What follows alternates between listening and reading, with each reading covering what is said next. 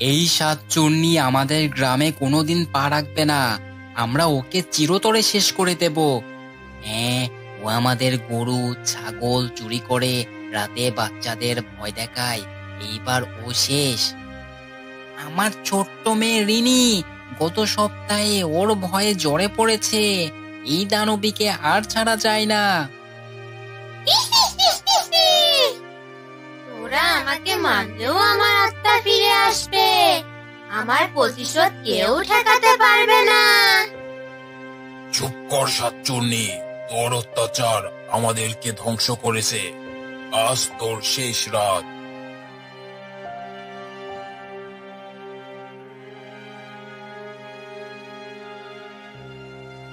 গ্রামবাসীরা ভেবেছিল তাদের ভয়ের দিন শেষ, কিন্তু সাতচুন্নির প্রতিশোধের আগুন এখনো জ্বলছিল, আরো ভয়ঙ্করভাবে ফিরে আসার জন্য।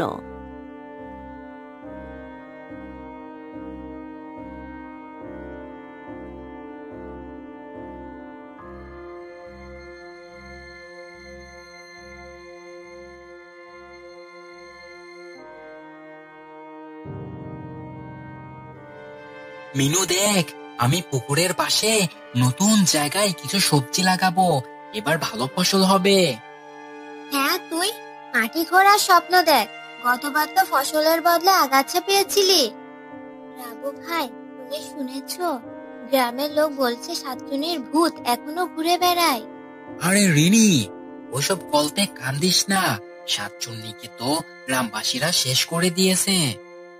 তবুও সাবধানে থাকিস রাবু। আমার মন বলছে কিছু একটা গন্ডগোল হবে।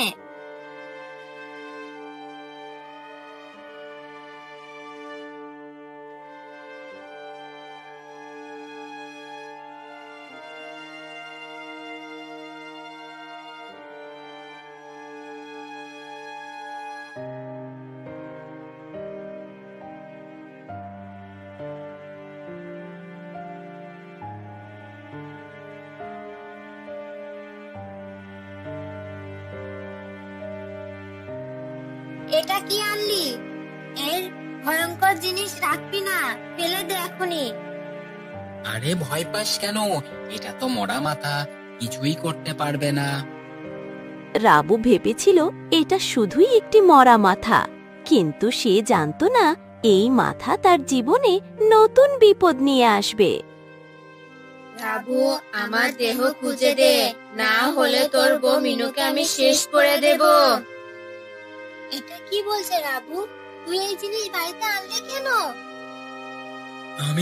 আমি তো ভেবেছিলাম এটা কিছু করতে পারবে না। ঠিক আছে, আমি তোর দেহ খুঁজে দেব, কিন্তু মিনুকে কিছু করিস না। তাড়াতাড়ি কর রাবু, আমার ধৈর্য কম, না হলে মিনু প্রথম শিকার হবে।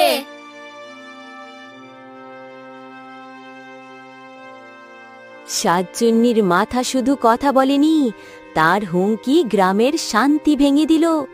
এখন রাবুর সামনে একটি অসম্ভব কাজ, সাতচুন্নির দেহ খুঁজে বের করা। শুনেছি রাবু কি যেন একটা ভয়ঙ্কর জিনিস পেয়েছে মাটি খুঁড়ে।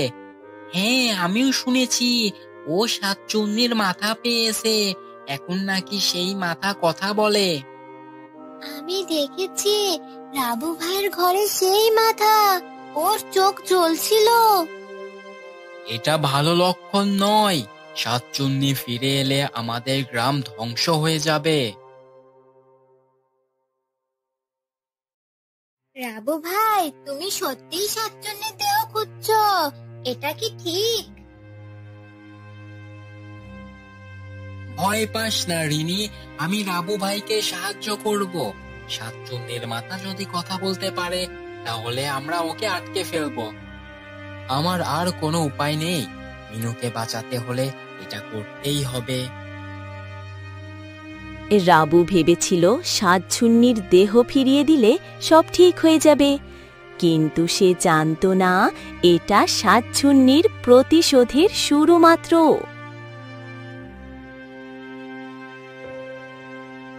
আমি ফিরে এসেছি, এবার এই গ্রামে সবাইকে শাস্তি দিব। রাবু, এটা কি করলি? এখন আমরা সবাই মরবো। আমি আমি তো শুধু তোমাকে বাঁচাতে চেয়েছিলাম। তোদের গ্রাম ধ্বংস করব, প্রথমে তোর বউ, তারপর সবাই।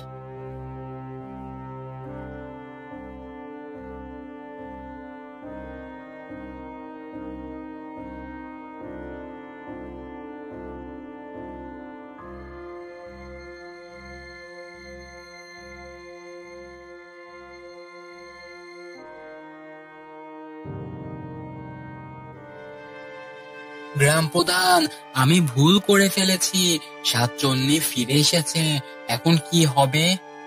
তুই এটা কি করলি রাবু?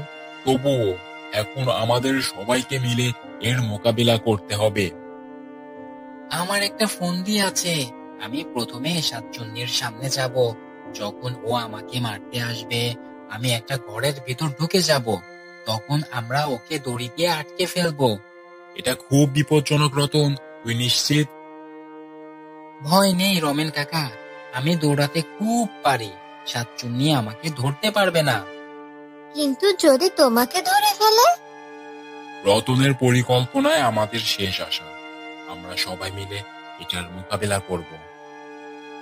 রতন, তুই আমার গলা কেটেছিলি, এবার তোকে দিয়ে শুরু করব।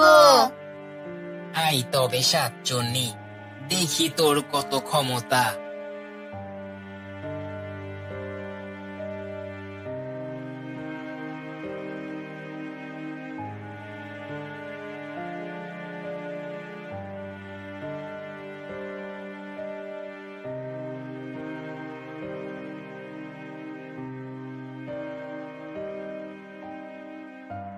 এখন আমরা সূর্য ওঠার জন্য অপেক্ষা করব। সূর্যের আলোয় সাতচন্নি পড়ে যাবে। তোরা আমাকে ধ্বংস করতে পারবি না, আমি আবার ফিরে আসবো। এবার দেখবি সাতচন্নি, আমাদের গ্রামের ঐক্য তোর চেয়ে শক্তিশালী।